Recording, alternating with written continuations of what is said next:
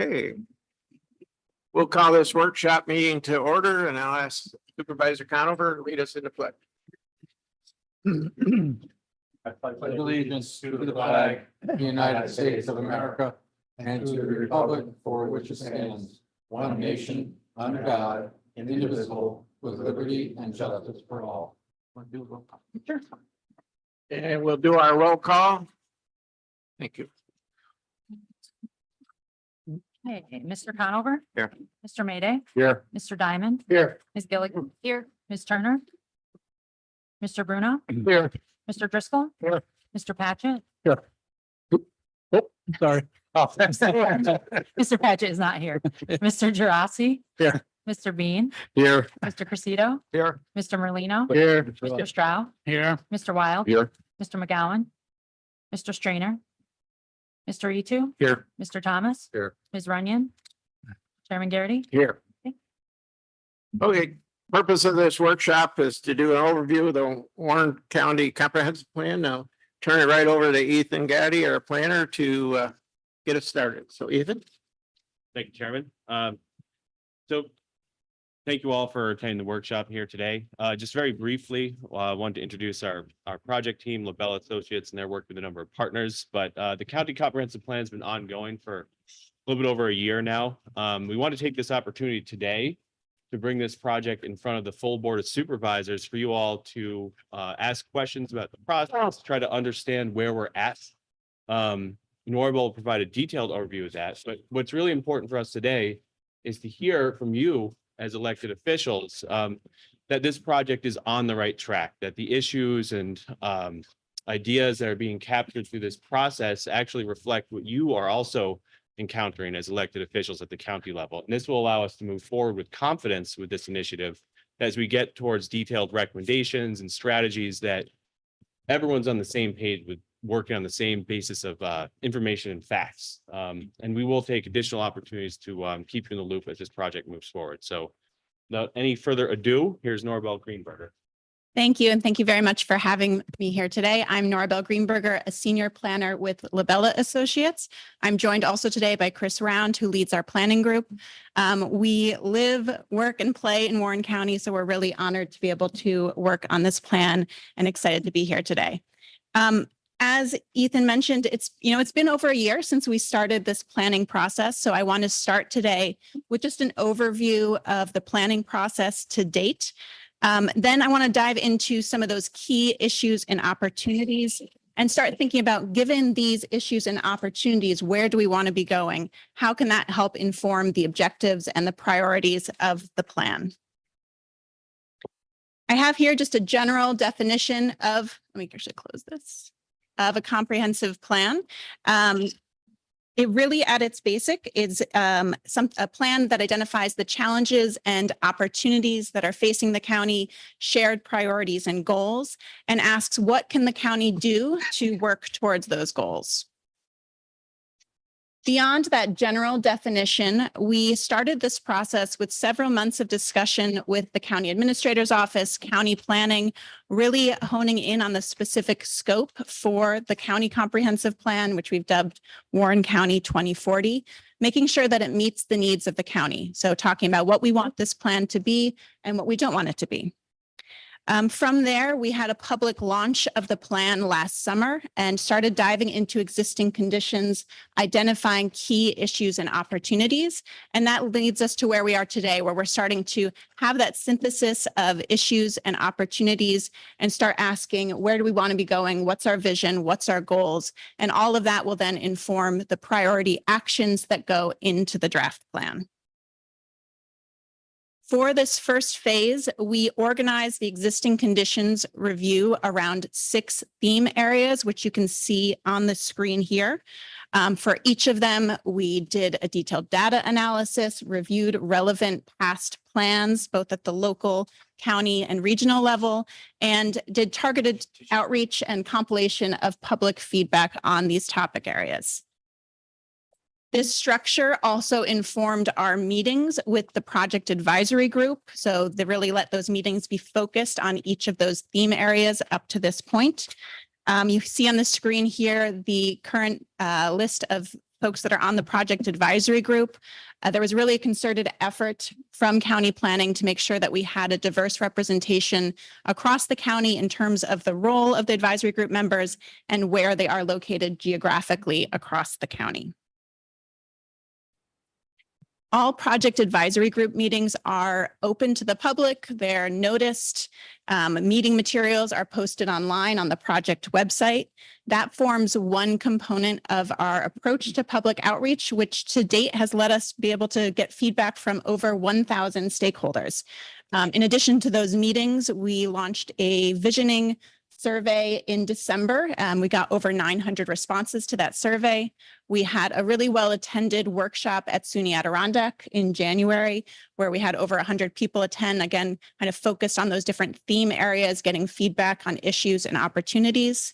We've also had a lot of really great one-on-one conversations. We talked with department heads across the county government, key partner stakeholder interviews, and also held a series of focus groups organized around those theme areas. So all of that public feedback was combined with the great work of a lot of the planning that's done, again, as I mentioned, at the local, county, and regional levels on these topic areas, and updated data analysis. And for each of these theme areas, we then prepared a memo summarizing the key issues and opportunities. So again, that's informed by the data analysis, the past plans, and that public feedback. These memos were shared with the project advisory group. They're available also on the project website and really helped frame the conversation and led to some really good conversations with those advisory group at those meetings. In total, we really got into the weeds and we ended up with 87 total issues, opportunities across these memos. And so what we then are wanting to talk about today is what are those overarching issues and opportunities that are cut across the different theme areas, or some issues that are, a big enough issue or the great enough potential of an opportunity that we want to, that rises to the top that we want to talk about it today. All of those overarching issues and opportunities will then inform the plan vision and goals and priorities.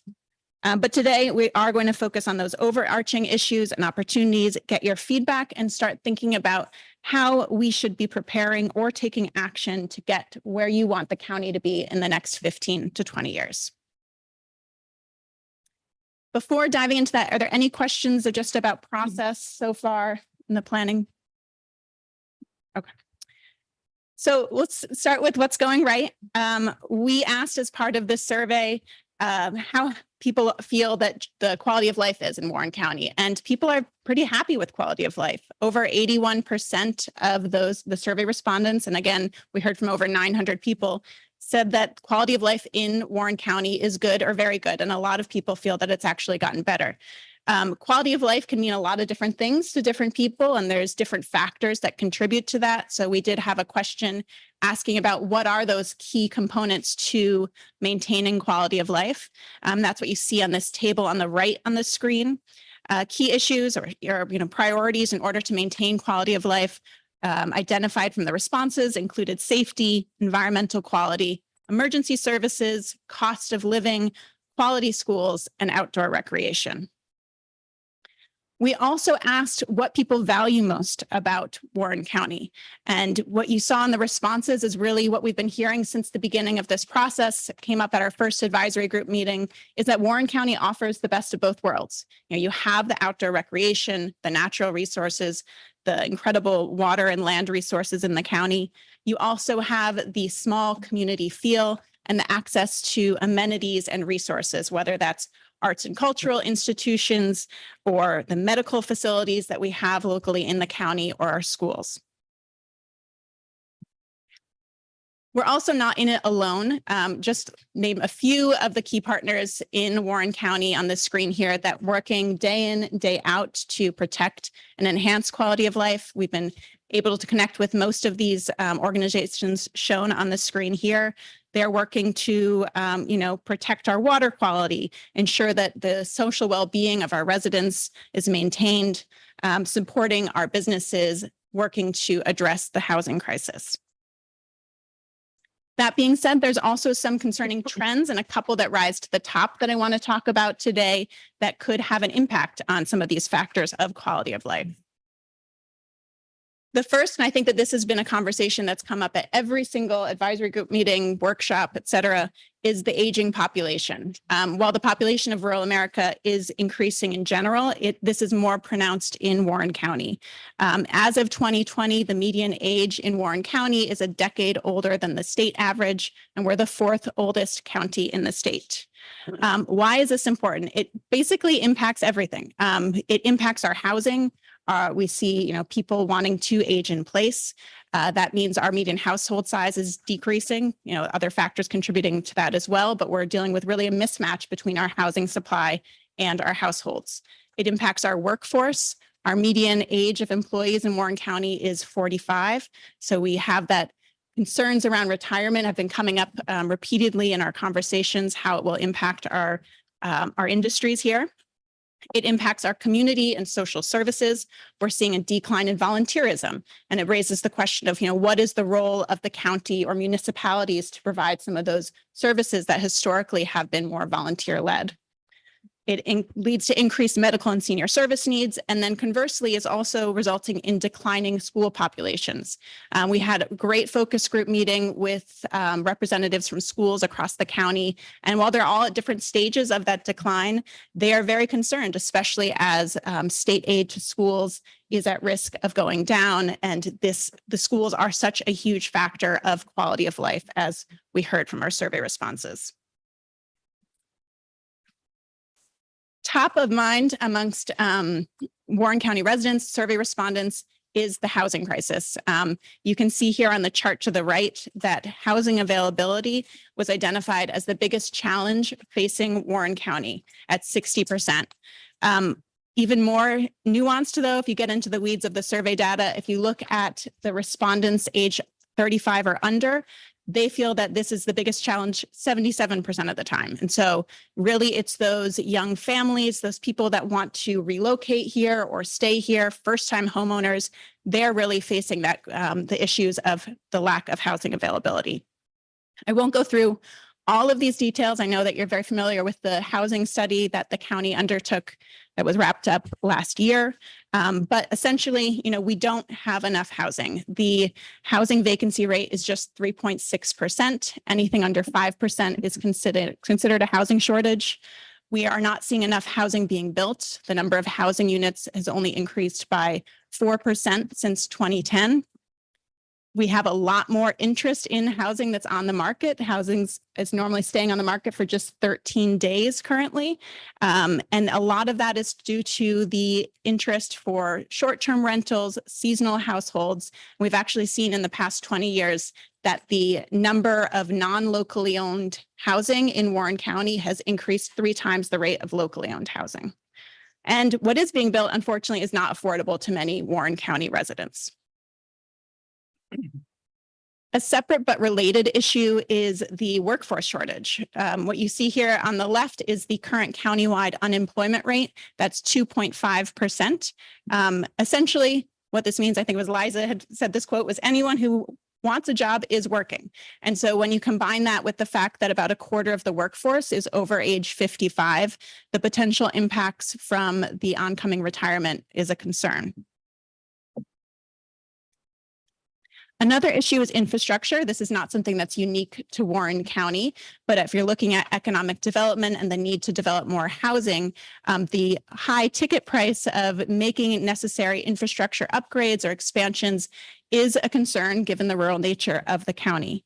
The absence of or needs for upgrades for infrastructure does also raise concerns about our natural environment, as an example, related to the failing septic along water bodies and potentials there. And what we heard from survey respondents is 1/3 of residents feel that infrastructure maintenance should be a priority for Warren County. Lastly, climate change. We're really just starting to see the impacts of rising temperature, increased rainfall in our county. But looking ahead, this raises a lot of concerns about vulnerable infrastructure. We heard that a lot of local communities don't necessarily understand what infrastructure is vulnerable to the potential impacts of climate change. These are costly upgrades. I know you're all familiar with the culvert replacements and changes in state regulations, which are making us need to upsize these to address the additional rainfall, and that comes with a cost. Also impacts our natural environment with the increase of invasive species and our economy. I think we saw this year with the amount of snowfall we had, how this impacts a lot of our tourism-based winter economy and outdoor recreation. Without all that doom and gloom, I'll move to some of the big opportunities looking ahead. So while Warren County's population is projected to decline over the next 15, 20 years, at the regional level, we are expected to see population growth, and the biggest growth is projected in neighboring Saratoga County. At a national scale, taking another step out, we also have an opportunity to look at potential for people to want to move to Warren County as a climate haven, like much of the Northeast. And so how can we build on these opportunities to address our workforce shortage and also plan for the opportunities' potential impact on our housing market? Our economy also represents an opportunity. Are about looking at just in terms of employment in the county, about a third of employment is in the sales and occupancy tax generating industries. So a lot of those tourism-based industries would fall in there. Another 1/3 is in our healthcare, government, and education. The remaining third represents that opportunity area. So where do we want to grow? There's a lot of current initiatives being undertaken, the outdoor recreation economy strategic plan as an example, and other partners work to try to attract some remote workers to the area. Looking at that potential growth, our hamlets and city offer vibrancy and communities that are attractive to residents and contribute to quality of life. These are areas with local land use controls. We've heard it consistently from the APA. They want to see communities build up in their hamlets. And these areas generally have existing infrastructure. So how can the county help to support and advance that potential for growth in our hamlets and city? So just to wrap up, what's next? We talked about the issues and opportunities. I'm interested in hearing from you all if there's other items that we didn't call out here that you think raises to this level of being one of those kind of overarching issues, opportunities. We also want to start thinking about where do we go from here? Where do we want to be going as a county? How do we go there? We hope also, this plan, we want it to be an actionable, implementable plan. So we hope to have more touch points with the Board of Supervisors, with departments and committees to review different ideas as we're getting to the finish line of this planning process. And with that, I'll open up to questions, and we also have some questions we can. Go ahead, Mike. Thanks, Mr. Chairman. I'm just curious, when you mentioned about Warren County being the fourth oldest in the state, I'm just curious, what are the other three that are worse off than us? I don't know off the top of my head, but Sarah, do you? I can check on the three others. Yeah. Okay, we'll get that answer for you. Hamilton, Columbia. I would imagine. Just curious if they're all- yeah, right. All four are in the. Supervisor Trucito. Thank you, Mr. Chairman. When you talk about affordable housing, comes up a lot in all our communities these days. How do you define it in today's, current interest rate? I mean, building costs are high. What is an affordable house for an average resident in Warren County? Is it 250,000? Is it 30% of their take-home pay? And affordable housing becomes more affordable when you create more year-round jobs, right? So. Yeah, typically you wouldn't want to be spending more than 30% of your income on housing. One other contributing factor is we also in Warren County have high costs that we pay towards transportation. So that makes it even more difficult to make that 30% work for a lot of families. The number is going to vary by community. I can get the exact number in terms of what that median is. Typically the median house though that's being built and that's on the market right now is about 280,000. So that is too high for most families. It's a challenge. Yes. Supervisor? Yeah, I've had a chance to look at a number of these reports in process and being completed, and they all provide some wonderful demographic information. The one thing that I think, though, that doesn't get fully addressed is that,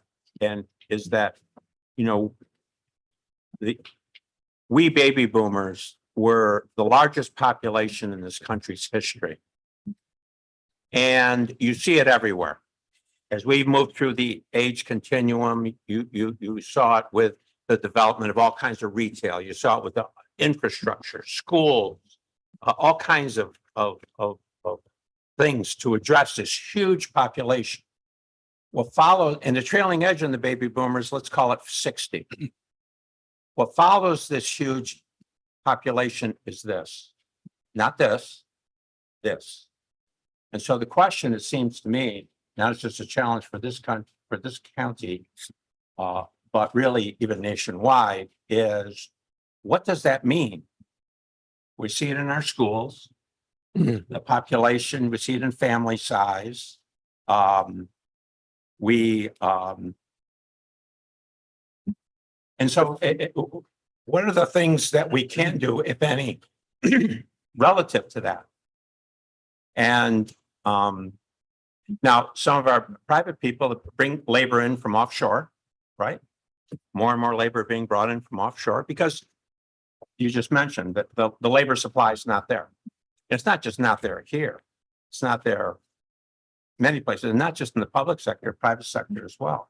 So but that fundamental point, that fundamental demographic point, it seems to me is never completely understood or engaged. And I think it has to be if we're going to make the kind of decisions that we have. I mean, we're a $13 billion tax base. Where are the dollars from the future, the reinvestment dollars going to come from into that $13 billion tax base? I mean, there are all different kinds of scenarios, right? Bolton, for example, we have say round numbers, say 2,500 housing units, 1,500 of which are seasonal. And say 1,000 residential, and the resident year round. And the year round has grown much less at a slower pace than the seasonal, which you've pointed out. What does that mean projected going forward? I mean, I think those are the kind of questions and the kind of answers that I really, as hard as they might be, as difficult as they might be to try to answer, I think those are the kind of questions that I think we have to engage going forward if we're going to do things that are going to have a positive impact. That's my spiel, and those are my questions to you. Yeah, no, I think you're spot on, and they're all interrelated. The aging population, the housing shortage, the workforce shortage. We can't solve one without working on the other. What's been really helpful throughout this process, I think, is there's a lot of counties that, to your point, that are facing similar issues and that are trying different approaches to try to tackle this issue. And we can look to them as examples of, different ideas to explore. And that's what we want to do in this next phase, is start looking at the actions component of it. Because if we know that there's what the issues are, and so now we want to figure out what can the county do to step in and address these issues? I mean, just follow on if I could. There are only two ways that I'm aware of on the population front: birth rate, which I don't know that we all control, or migration. Am I correct in that? I don't think there's a fourth. They don't drop out of the sky. It's either birth rate or it's migration. So is what we're saying is to fill our economy, are we going to have to really be promoting a lot more migration to the county? What kind of migration? And how do we define that migration? Is the offshore people that are coming in, even if it's on a seasonal basis, is that a form of migration? You could say it is. And so that brings you to the issue, worker housing and all those other kind of issues. And there's also the approach of how do we get people who grew up here to be able to stay here? Because I think that's what we're facing now, is the out migration because of not being able to find a home that they can afford to stay in the area. Just one thing and I'll shut up. The one thing that I've seen that I think to me offers some hope is working from home.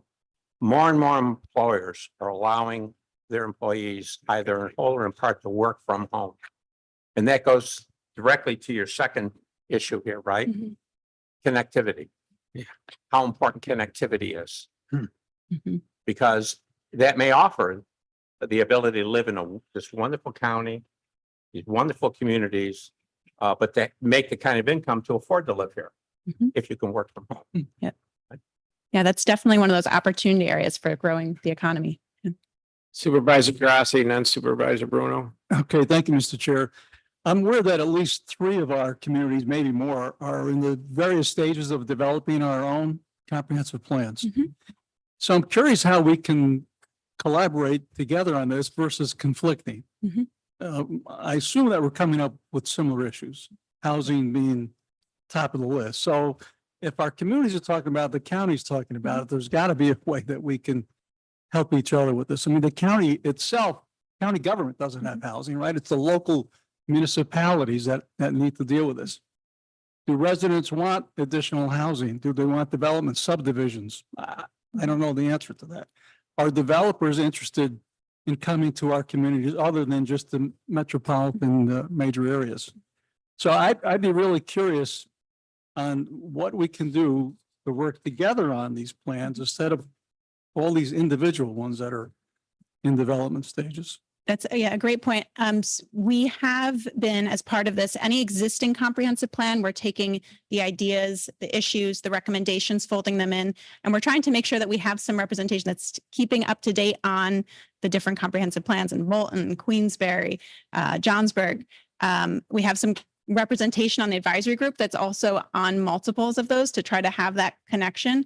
I think that one thing that you do get that you have at the local level that you don't have at the county is that land use control. And a lot of times comprehensive plans are a way to then work on updates of the zoning. What we've heard from the beginning of this process is, it's not a one size fits all approach. And so zoning is one of those areas where that's going to be handled at the local level. Not everyone envisions the same type of growth in their community.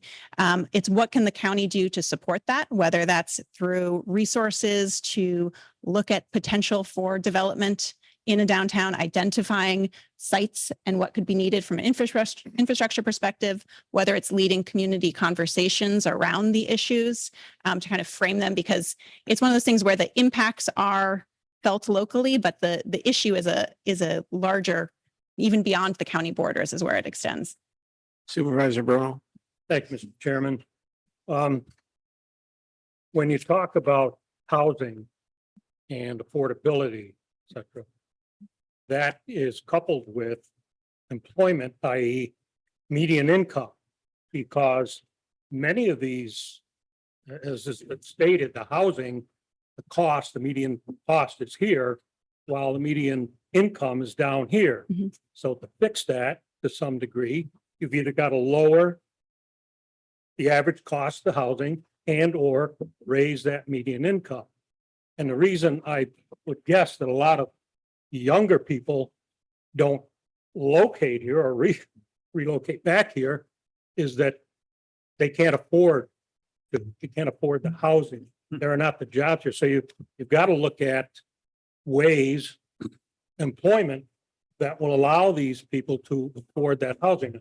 Supervisor Conover stated, maybe a couple of months ago, that he had talked to many of his older residents, and I'll ask him to jump in and ask them if they were to be turn the clock back, could they afford the houses that they are in now? And I believe they said no.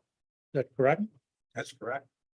So anyway, you need to take a close look at, and maybe you are, at where do those jobs come? Because, you're not, quite bluntly, nothing against them, but you're not going to get, I don't think, in sales and occupancy tax generating industries, the majority of those positions, I don't think, are going to provide that income required to afford the housing that's being developed. And again, in healthcare, government, and education, maybe education. But so anyway, you see my point. Thank you. Supervisor Driscoll, Supervisor Stroud, and Supervisor Wild. Thank you, Chairman. Excellent report or preliminary report. What I don't see though is mention of vulnerable populations. In Warren County, approximately 15% of the population fall below federal poverty guidelines, and that's the same, pretty much the same number in Saratoga County and in other neighboring counties. These are individuals who historically fill the low-paying jobs, both seasonal jobs and year-round jobs. There are people who live basically by their weekly paycheck. And maybe the Tri-County United Way might be another community partner to add to the list. Thank you for that. Supervisor Stroud. Yes, thank you. Well, yeah, I know that our aging population is an issue.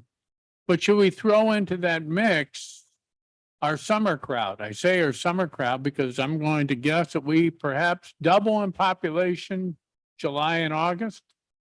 And my cursory observation is that our strong suit, which is our outside activities, is attracting families and younger people. So when I'm out on the trails, I'm seeing younger people. And so you've got the hiking, the biking, and the boating, and I'm seeing families and younger people. So I think that has to go into the mix as we're looking towards the future and what we should and should not do. Obviously, we're doing something right in terms of serving our residents, our aging population residents, as well as our visitors. Mhm. So the visitors, I think, has to go into the big picture. A great point too. Yeah, I'll just note that with the survey, we had some questions asking if people were residents and if they weren't residents, how often they spent time in Warren County, because we did want to hear from visitors. And some of the feedback and questions around, would you locate in Warren County? What would be the factors that would lead to you relocating? I think are really critical, and I can try to get that data incorporated. Supervisor Wild. Mr. Chairman, thank you. There could be an argument for some that the biggest challenge to our housing is short-term rentals. There are many communities that have really had some serious negative effects of short-term rentals. And I'm curious if we're looking at different options for which the county and the municipalities could do to help manage this process. And of course, it has an impact on our available housing stock. It has an impact on our schools Mhm. and the like. So I'm just curious, are we pursuing that? Yes, so I'm sure Ethan's going to add to this too. We're currently working on a housing implementation strategy with county planning to figure out those solutions. And one of the ideas that's been talked about is providing those resources, because there's lots of different ways that you can handle it, and it's being done in different ways in different communities, or some communities haven't yet taken action on that. So that's a way that the county could be a real resource.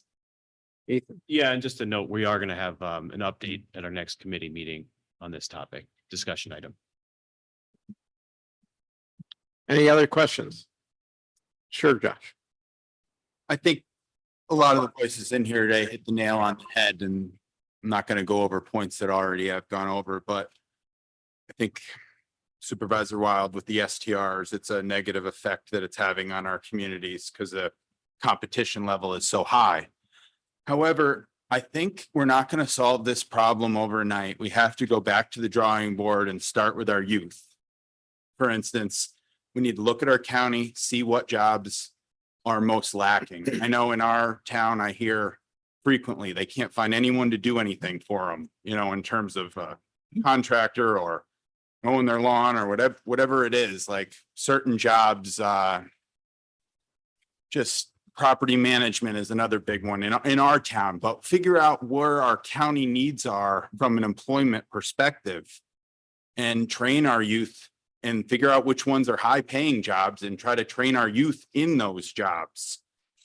Another thing I've been most recently aware of is people go to college. They walk out of there with this big debt, and then they come out and they buy a car they can't afford. And I don't know that our youth even understand what interest is in terms of like how much it costs them overall throughout the life of a loan. They walk in there and they ask, well, what's my payment? And people need to really understand what they're spending and how to make good decisions as a young man or a young woman and affect their family in a positive way. And if we can identify the jobs that can pay somebody 100 grand or something, or maybe less than that, but jobs that we can help train them in, trade schools, things like this. And I'm sure I'm missing a lot of the other ticket items, but if we start at the young age and work our way higher, I think we'll eventually, 20 years from now, have a good solution. Anybody else? I'd just like to chime in, you know, we're at a disadvantage sometimes. The smaller communities are at a disadvantage up here because, you know, we compete with areas that have full broadband. We compete with areas that have sewer systems or water systems. And we're fighting for state dollars constantly to make a water treatment plant expansion work or get a good water supply. And it's been mentioned before in some meetings, you know, there's not a level playing field in New York State for the smaller communities, especially the communities upstate. And then you add on the APA regulations onto that. We would all like to expand our hamlets. But the rules and regulations expanding the hamlets sometimes are counterproductive to us ever expanding our hamlets because you don't have a water line or you don't have community sewer in those areas. I was asked over the weekend, are you ever going to put the sewer up my street? I said, I don't know. It all depends on funding. So, and then the broadband, I know in Horkin, there was somebody who wanted to work at Horkin full time. And this is several years ago. And I don't know if they had the broadband yet where they can work from their home. And, you know, those are drawbacks to living up here. It's not every community is not the same. We do need help. I like the idea of the county stepping in with some of the capital projects. We talked about that, Ron, a few years ago, but you know, we continue, we're on our own a lot of times to go out and then we have somebody write a letter for you and you may get lucky or you may apply 3 times. But I think until we really look at some of those things, we're not going to expand our population until we make it easier for them to live up here. And again, I was at another conference last week and it's we're always begging for money from the state and sometimes we're fortunate to get it up here or a lot of times we're not fortunate and you lose hope sometimes. But broadband, you know, I'll go right back to 2016. I sat up in Lake Placid and the Governor Cuomo said everybody would have broadband the next year. And now we're in 2024. Not everybody has broadband. So that was my take on it. But anybody else with any comments? Yes, Nate. Just a very minor point, and I know this list isn't all inclusive, but I would definitely add the Lake George Park Commission. Yes. Critical agency for regional economy, housing and everything. Thanks. Yes. And we did speak with them. Sorry for not putting them on the slide. Any other questions? So you pointed a third of the economy is related to the service industry. And then we expressed a concern that the average cost of housing, you know, that's. So we have a labor force, a big part of our labor force that is unable to afford to live, right? A lot of it's being brought from overseas and that creates the need for housing. But I think fundamentally, I think really the bigger question is, and I'm sure our economic development people, I'll see them sitting here, thank you for being here today, you know, what does it mean to have 2,500 or 3,000 job openings continually? What does it mean if that becomes 4,000? What does it mean for our economy? I mean, our economy has to shrink. And that's just our economy. The county economy, state economy, the national economy. And that's those are the kind of reports I'm starting to see, right? Right? This big, now this big. Now you have automation, which has helped. You got a lot of things in there that are helping. Of course, working at home, you got a lot of flexibility that's been added. But what does it mean going forward? I mean, that's the big question that I have in my mind, and I think others have in their mind. I think if we can address that, as difficult as it might be, I think that leads us to other kinds of actions. Anybody else?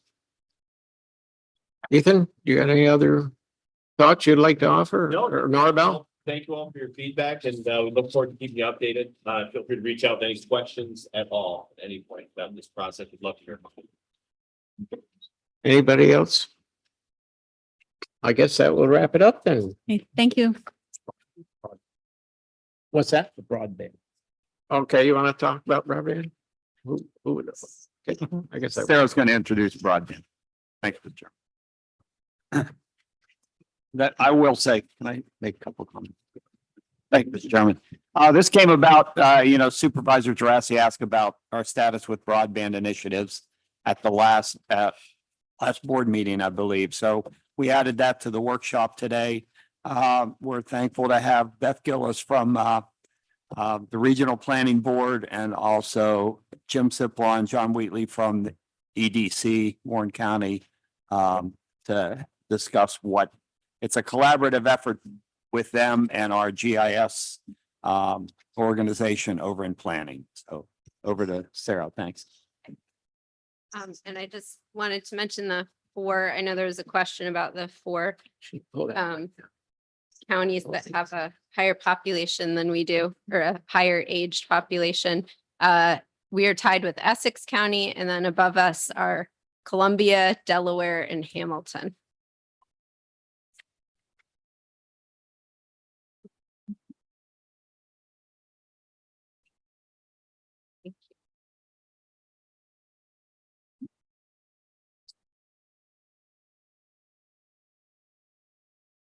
Okay, so switching over to the broadband topic, the county has taken a collaborative approach to dealing with this issue, and there's 3 primary entities who have been working on broadband for the last decade or so. That is Warren County EDC, the Planning Department, and then the Lake Champlain Lake George Regional Planning Board.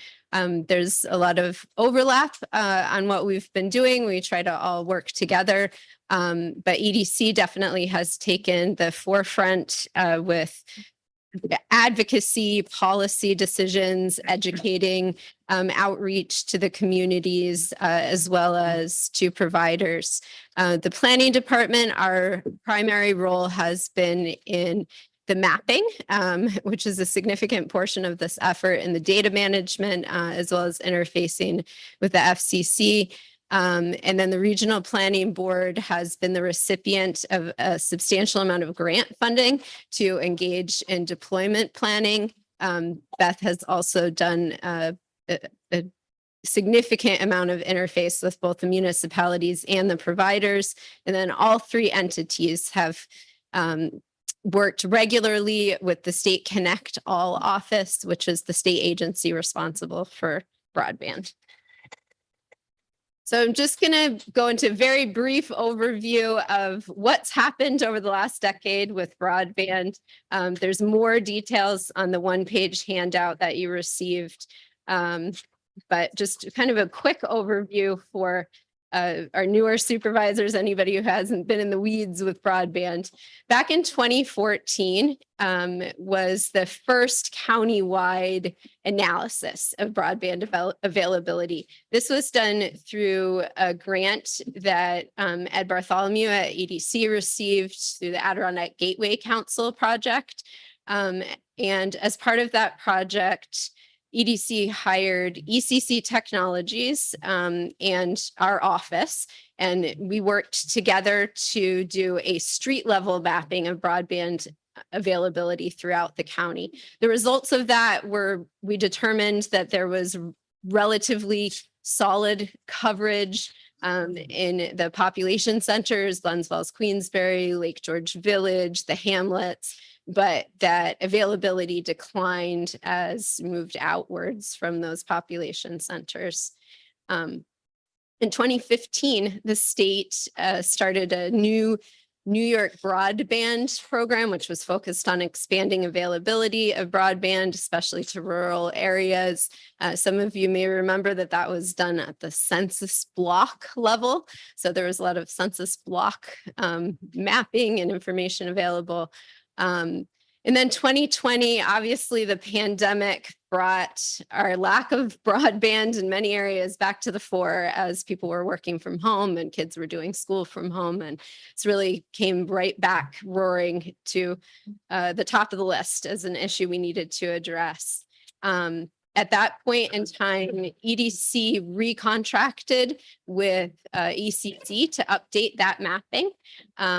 Again, that was done at the street level. Part of that project also involved doing a resident survey. So we asked residents to provide feedback on their broadband availability, costs, and also asked participants to do a speed test. We got a really high response rate to that, in part thanks to our public affairs director doing a lot of outreach, but then I think also reflective of the fact that it was still a need, definitely a big need. EDC and the county also worked with Slick to do a fiber expansion and connected 1,700 additional homes in Johnsburg, Thurbin, and Stony Creek. In 2021, EDC John Wheatley began hosting weekly North Country Broadband Alliance calls. These are still going 3 years later. John conducts those weekly on Friday mornings and writes up fantastic minutes for each call. He'll talk about that more detail later on. Our department continued mapping. We were working with the providers who are providing information about where they were planning to deploy broadband. We were still trying to kind of get an accurate handle on who was lacking broadband throughout the county. The regional planning board, EDC and the planning department all worked together to apply for a big NTIA grant. That was a ton of work that Beth and I were scrambling at the last minute to get completed. That grant unfortunately was not funded. But later in 2021, in February, President Biden signed the Jobs and Infrastructure Act into law, and that act provided $42.5 billion in broadband funding through a federal program called BEAD. So that was a huge, huge opportunity.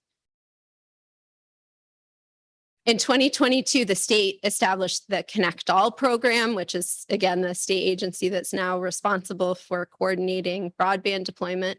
And the FCC's initiated the process of allocating that BEAD money. The first start of figuring out how to allocate it was creating accurate mapping of every serviceable location, known in shorthand as BSLs, and provider coverage for every single address in the country.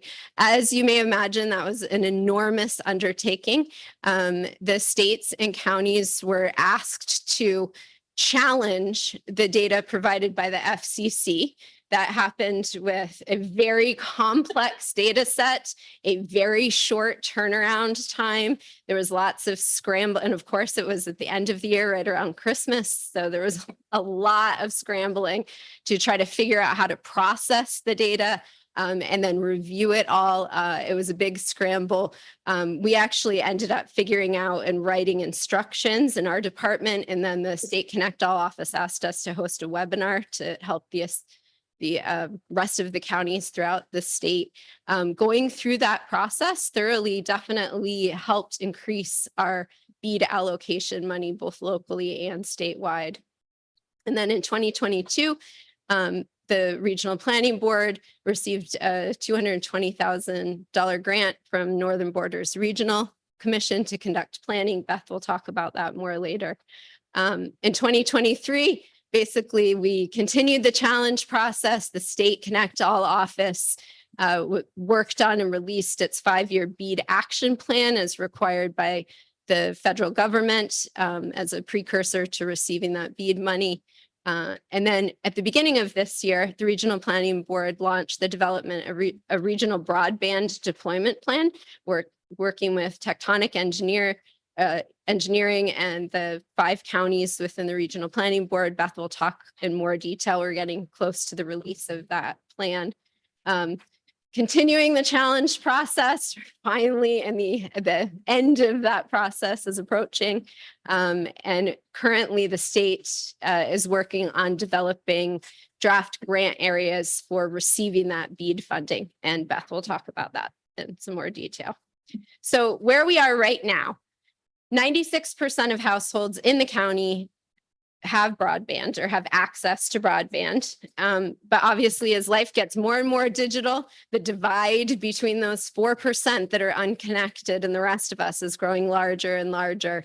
The remaining addresses throughout the county that are not connected are in difficult and expensive locations to connect. So what we're working to address right now is getting those remaining addresses connected. Those numbers on the map are the approximate number of unconnected addresses in each community. It's about 1,400 countywide. Okay, and I am going to turn it over to John Wheatley. Sure. You want to advance the slides or do you want me to take it and advance it for you? Okay. I just have a few comments about our role in broadband expansion over the last several years. One of the things, and Sarah alluded to this, was the formation of a multi-county consortium of municipal officials, providers, and experts, not-for-profit technical experts like Dave Wolf and others, and we formulated the North Country Broadband Alliance.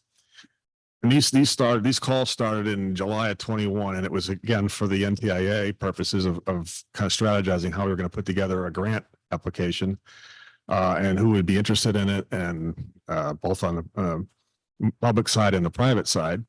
The good news is that the outcome of this is because we didn't get the grant, but we did continue to formulate these calls every week, because there's a lot of information exchange that went on during these calls, things that are going on the ground and the industry, also education of the barriers that the providers were facing in terms of the costs.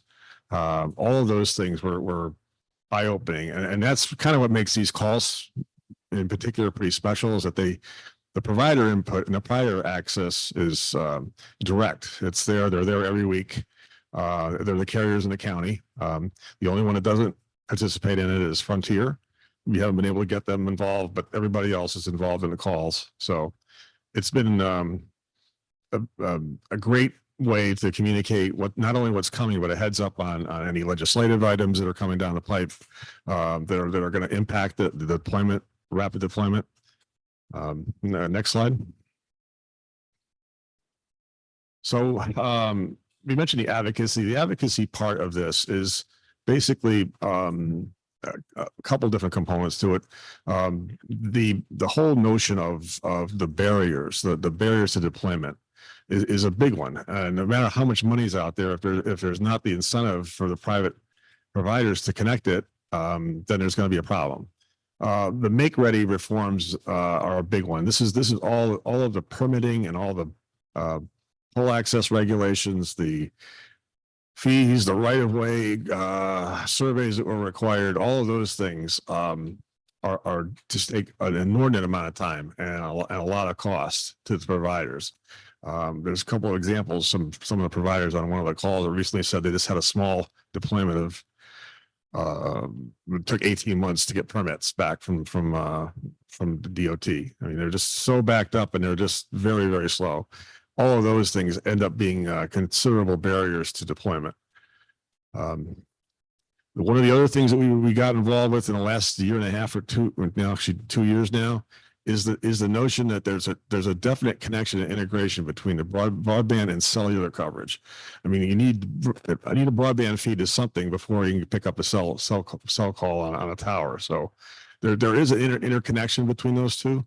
And now we've been advocating that and made that point to the Connect All office to the point where now they've actually put a point person, a director of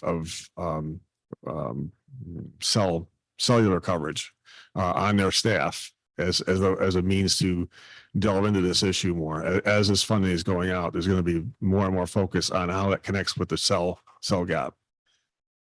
Also, last but not least on this is the grant areas, and I think Beth and Sarah could talk more about that. We helped advise, get the word out on what the draft grant areas are. Each county is going to be broken up into 2 or 3 areas, and that's going to be the areas that are looked at as far as for the future bids coming. But next slide. Fixed wireless and fiber hybrid solutions. To date, the focus and the BEAD money coming down from the Connect All office, their first emphasis has been on all fiber deployments. And as time has gone on and they've gotten more feedback, they're understanding that the amount of money that's allocated is not going to hit every address in every nook and cranny of the state with fiber. So once that notion is kind of gotten past, then there's what's the next solution, and fixed wireless connection to a broadband is probably the next alternate, next light wave down. So that would be probably what we were advocating for, is to consider that more in their plan, in the plan for the Connect All office's statewide plan. The middle mile issue here, in order to get to the last mile, you need the middle mile. That's the backbone that gets to it. Good examples of this are organizations or entities like DANK, the Development Authority of the North Country, where they supply a fiber line down a trunk line, and then the providers hook into that line. In order to get to those remote places, they're going to have to get a feed from it somehow. So that middle mile advocacy, it wasn't really emphasized in the first plan, but we've been working on it. So the last 2 bullets here, the affordable connectivity program was the FCC had the program. It's basically a rebate of $30 a month to the providers for low income and federal program participants to underwrite that during pretty much the pandemic. Unfortunately, now the money's run out of that. It's now June, and I think that the last payment was last month, and then the program stopped unless Congress acts really quickly. And there are some movements in Congress to kind of rescue it, but it may be a while. But the bullet ahead of that is back, and that was a resuscitation of the Governor Cuomo's Affordable Broadband Act, which basically mandated that providers had to provide a $15 service for low income households. And unfortunately, that could be a very, very big problem. I mean, now it's been a federal court overturned, appeals court overturned the lawsuit that stopped it. But now there's more litigation going on. So long story short is that the $15 mandate is still floating around out there, but everybody here ought to know that is a barrier for providers. If they're going to bid on projects and they're required to give a $15 service, they're not going to be able to afford to do that. It's just they don't break even. I mean, it's definitely a loss to them. John. Yeah. One thing I want to point out that's not on the chart is you'll hear from Beth and Sarah about the continued work to fully map and to fully edit. Sorry, But- Jim. There's work that has to be done. The only way that we will address this cost issue without subsidy is to bring competition. So bringing second carriers into the environment is a big part of the next chapter of this, which you won't see anywhere here. That doesn't speak to somebody who's not connected. So I don't mean to say that it's a higher priority than that. But clearly, if we're going to address the availability beyond just it's at your house, but the actual utility of it, will 95% of our residents actually be connected? We're going to have to be at the forefront of affordability, and that requires competition. So one of the things that John's not spending a lot of time talking about here is the work that we're doing with carriers to keep them involved in our communities. And when we can opportunistically connect them to your municipalities, look to expand competitive, coverage. So a little bit of a delicate dance, because we're working with all of these carriers at the same time to try to cooperate at one point and compete at another. But I want you to understand our role as the economic entity is to make sure that we not only have access to it, but that people are actually able to utilize it and that we bring the strong economic entities to bear in this county. We all know how difficult it is to work with an incumbent supplier that does not necessarily want to expand. Those of you that are dealing with that carrier understand how difficult that is. The only way out there is for us to bring more of them. And so we're going to expand our measures to include not only how many have access, but how many are actually connected and how many have access to multiple carriers. That will be certainly the next 10 years in order for us to fully utilize it. But I do think there's more to talk about in terms of what's actually going to be deployed to help those that are not yet connected. I think Beth, are you next?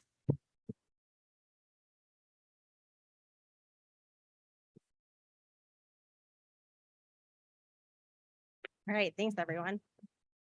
So talking about the planning for deployment that's been going on within our 5-county region, which Warren County is a part of. We have two kind of simultaneous activities going on. We had started working on our deployment plan when New York State came out with their whole BEAD funding process. And so they're happening at the same time, but they're a little bit different. And we've been doing different things in each one. So the New York State challenge process. So Sarah talked about earlier the federal challenge process. So when all the states and counties challenged the federal map. When New York State was given the BEAD funding, they created their own challenge process as well.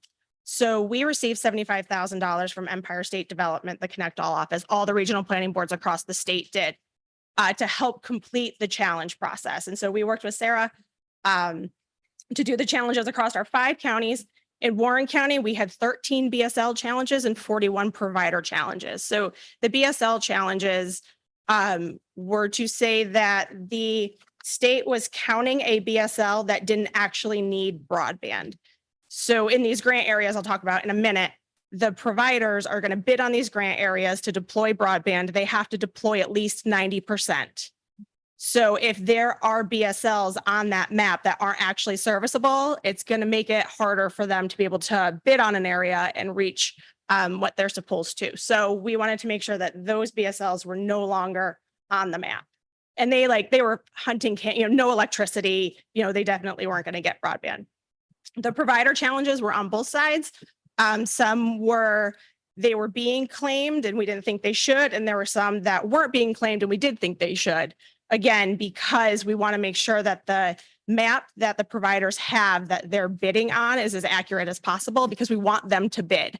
If they look at a grant area and think it's going to be too hard to reach 90%, they're not going to bid on it, which means they're not going to try to get work done in that one.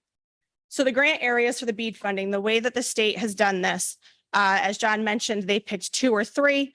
They broke the county up into 2 or 3 areas, basically mostly on carving out along major road corridors. They released that for a public comment. They actually told us and asked us to look at that and submit our own comments on how we think those areas should be broken out. So we did on behalf of all the 5 counties. We worked with Sarah and Tectonic to get that done. And so those comments I think are due the 14th. And then the Connect All office will determine what those grant areas are. We didn't look so much at topography as we did at affordability. So again, you want to make sure that those grant areas that you're putting out to the ISPs are actually biddable and they can implement within those grant areas so that they will bid on them. We have been discussing interest in BEAD with the ISPs in each county. The Connect All office did want me to emphasize it is too early to agree to provide support to an ISP BEAD application. So as part of the application process, there's 10 points if you have support from the county or the community. They want you talking to the ISPs right now, but you shouldn't be guaranteeing support until you see who's going to come in on those areas. Okay. So we did all that. We're also doing our regional broadband deployment plan. So we received $220,000. We just received another $220,000. So we have $440 through the end of 2025. We spent just over $100,000 of that. And in that work, we're regularly coordinating with the Connect All office. So there's nothing we're doing at the regional planning board that the Connect All office is not aware of and supportive of. We've been doing one-on-one work with the counties and local governments and the ISPs. We have a consolidated federal, state, and local broadband map. That data is under NDA, which is why we don't have it out in the public, but we have been using the FCC data, the state's data. We purchased some data, and Sarah's done some local level mapping for us. And so that's all consolidated on one map. We are in the middle of our broadband deployment plan. We also have funding moving forward to help pay for grant applications. So if there's a community that wants to work with an ISP, so the BEAD funding is coming, but there's also a lot of other funding programs out there that are still out there. So if there's an area that we want to go for a separate application for, we have funding to pay for that. And we also have funding to pay for pre-development and make ready work for some of the middle mile work that's being done by the public providers. And so our deployment plan, which will hopefully be done soon. I just got the draft last week. Actually, I haven't looked at it yet. So the purpose of this was to identify and map the underserved and the unserved BSLs. But it's also to map out a path for regional deployment of fiber and fixed wireless technologies. So we are being very just realistic in that we're probably not going to get fiber everywhere. And so if there are areas that would benefit from fixed wireless, what are those areas? And then we'll have rough order of magnitude cost estimates and high level build outs for those areas. So we'll say if we were to put fiber here, it would cost $30 million. But if we were to look at a fixed wireless solution, it would cost $1 million. And here's what would need to be done. So we're going to have those as part of the plan as well. So the next couple months, as I mentioned, we're going to finish the plan. I do want to go through the plan one-on-one with supervisors that have areas for deployment identified that we do some of those build outs for, because I just want to talk about them and see what you think. We are very interested in tracking ISP interest in the county grant areas for the BEAD funding, and Connect All is interested in that information as well. And as far as the challenge goes, so we put in all the challenges. The providers had a month to refute the challenges or just put in their rebuttals. That deadline was June 1st. And so at this point, it's up to the Connect All office to decide whether a BSL is served, underserved, or unserved on the map. And they'll also make their final determinations on the grant areas as well. Do you want me to take this, Sarah? You want to? Okay. Since I'm here. So what can supervisors do right now? Obviously, attend the calls that John had mentioned earlier. If you are interested and have connections with your ISPs and you want to ask them if they plan on bidding on any BEAD grant areas. So the state grant areas are public, they're on a website. And so you can just provide that feedback back to me. That would be great. Because like I said, we're tracking that and interested in tracking and what providers want to bid on what areas. And if you're not familiar with the areas in the town, you can talk to Sarah or I would be happy to go through any of the maps with you. I think that's it. Any questions, Mike? Thank you, Mr. Chairman. I've had some experience in North River with Starlink. And I'm curious if we're considering using that as part of the wireless activity or not, but I'm thinking that to do 1,400 addresses with Starlink, that'd be a lot cheaper than the millions of dollars that we would do with fiber and the like. So Starlink is a satellite technology. So fixed wireless is considered a terrestrial technology because it has a fiber backbone. So there's two buckets. There's terrestrial and non-terrestrial. All of the funding that's coming down is really looking at the terrestrial options.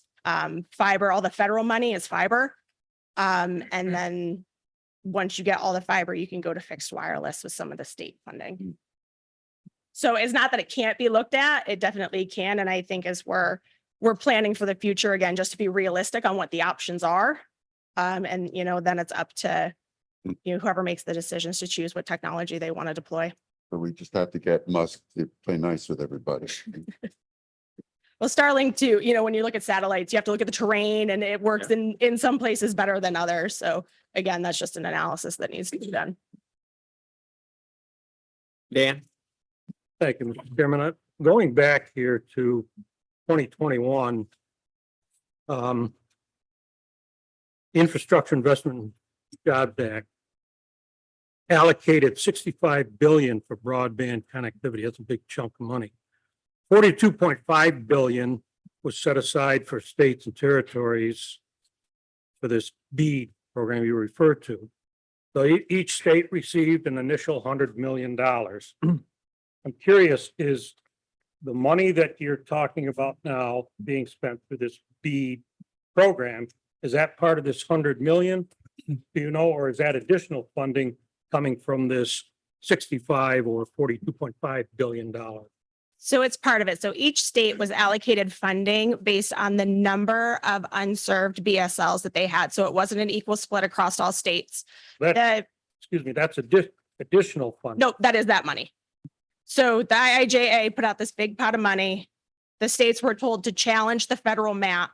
And based on the number of unserved BSLs you had on that federal map is how much money each state got. So when we did the federal challenge that Sarah mentioned, it was to make sure that New York was getting credit for all of the unserved BSLs that it had. Right, but it says here, each state received an initial $100 million. Did they or did we get it or not? That Or I maybe you don't know. No, I'm not, that I don't know. put you on the spot. I'm curious, bottom line, it's one thing to allocate, then you need to appropriate, correct? Allocate, then you appropriate. You can allocate all you want. If you don't appropriate it, it goes nowhere. So my question is, that's a big chunk of money, 42.5 billion out of the 65 billion. And I'm curious to how much of that has come down, or how much are we going to get? Because 42.5 billion seems to me, if that were appropriated, would go a long way to helping communities like Johnsburg, et cetera. I can't remember if you want to. So maybe you don't know. No. We'll be getting $664 million of that. And as Beth mentioned, that is based on all of the work that we did to work on those maps. So we will be getting 664 million. The state estimates that to connect everybody who's not connected statewide costs about 1.9 billion. So there is a gap, but we are getting a big chunk of money from the federal government. And the state is required to submit a planning document to the FCC in order to receive that information. They're in the process of that right now. Okay. And the whole challenge, the state challenge process in the grant areas is how that money is going to get distributed across New York State. But at this point, it's going to be up to the ISPs to bid on areas to deploy in. So they'll say, I want area Y and it will cost this much money and this is what you should give me to do it. So that's what we're waiting for to happen towards the end of this year. Thank you. Any other questions? Yes, Mike. Yeah, thank you for the report. It's, excuse me, very informative. Problem is unserved populations continue to be unserved. Yep. Right? When you look at the dollars that are coming down, it's initially to higher population areas, I assume. I mean, it's very frustrating 2024 to see the end of the line. And the only reason it's the end of the line because carriers don't feel there's enough customers for the return on their investment. They could care less about public safety. They could care less about the kids that can't do homework during COVID because they don't have the ability. They have to come to town hall, sit in the parking lot in the winter to do that. I mean, this is time and time again. So there's a lot of discussion, but how much forward motion is actually going to making change? Very frustrating for those of us that have these populations. Yeah, I agree. It's a multi-year process. It's, they announced all of that money that Supervisor Bruno just mentioned, but it's going to take years for it to actually get out and get built. And that's just we're in the middle of that right now. So residents have become complacent. Right. They say there is no interest. It's not happening, not going to happen. So when these surveys come out, first of all, they're online. If you don't have internet, how can you answer the survey? I mean, these are practical, everyday issues that seem to go nowhere in this awful black hole. How in 2024 do we have a dead spot between 22 and 23 on Northway? Right. How is that possible? That there's not enough interest from the state to make sure we have coverage? Go between Northway, northbound between 24 and 25. Have a crash there and try to dial 911. It's absolutely ludicrous in the day that we're in, to have these types of situations. Agreed. So it's very frustrating, but I do appreciate your efforts. Supervisor Thomas. When you say fixed wireless, explain, is that similar to like this room? You have you have the fiber and then you have a booster Yep. to boost the area? Yep. Is that technology expanding? I mean, because we just did that at Stony Creek. We put internet into the house and I'm gonna get a ubiquity booster to try to provide cell coverage, because I think that's the only way we're going to get cell coverage. Yeah, so the way fixed wireless is being deployed is they're basically looking for towers, so already constructed towers that they can put equipment on and boost internet.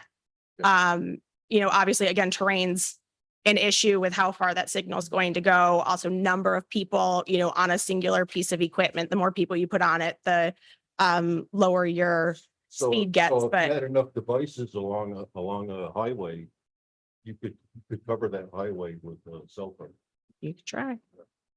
Thank you. You're welcome. Anyone else before we close the workshop? There was a lot of positives and your master plan information, there's a lot of good positives there. There's some positives with broadband, but it's just the last mile things that kill us. I mean, I have a summer camp in Warrensburg. They bring students from all over the country, all over and they still don't have broadband. I went to Spectrum. It is like Mike says, it's dollars and cents. I went to Slick. It's $1 million to go from Route 9 into Forest Lake Camp, or that's what they wanted. So it's frustrating for us as town supervisors because you hear about all this money, I don't know where it's going, but there's a lot of positives in everything that everybody's talking about, but we just need to make sure that we continue to push to get to the end line. So I want to thank everybody. If there's no other questions, a motion to adjourn. Oop. No motion. Oh, no motion. I guess we are adjourned. Thank you. Thank you. Thank you all Thank you. for providing this information. Hey, John, we. Already.